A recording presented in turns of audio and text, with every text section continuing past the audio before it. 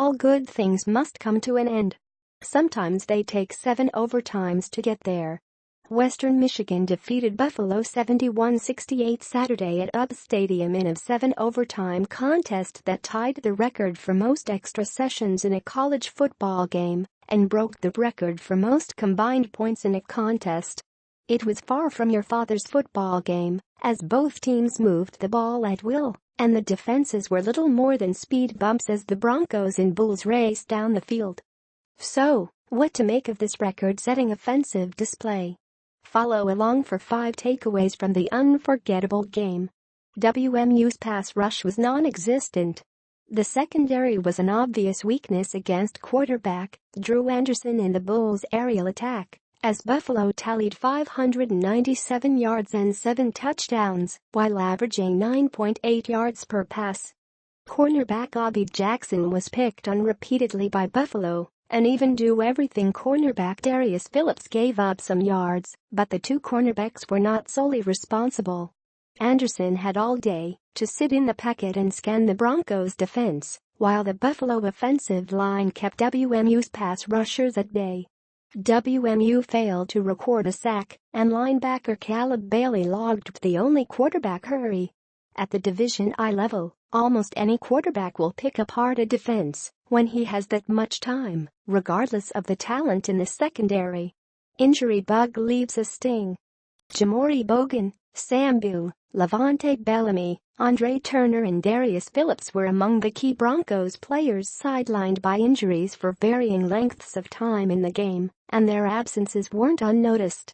The injuries to Bogan and Bellamy were masked by Jarvian Franklin's big day, but Beal's departure was a killer for a secondary that allowed 3 Buffalo receivers to eclipse 100 yards.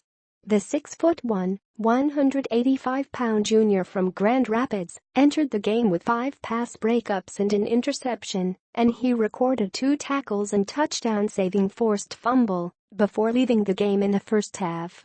WMU already lost strong safety Justin Tranquil to a season-ending injury, and an extended absence from one of the team's top cover corners is the last thing the Broncos' young secondary needs. Wasing keeps rising. The sophomore 6th start as a Bronco was his best yet, as he completed 23 of 29 passes for 256 yards, 5 touchdowns and 1 interception. He also caught a touchdown pass in the second overtime on a throwback play from Keyshawn Watson.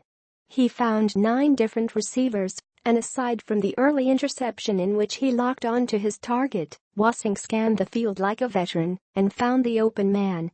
His 2 touchdown passes and scoring catch after regulation showed his calm demeanor and ability to lead when his team needed him most. Jarvian Franklin returned to form.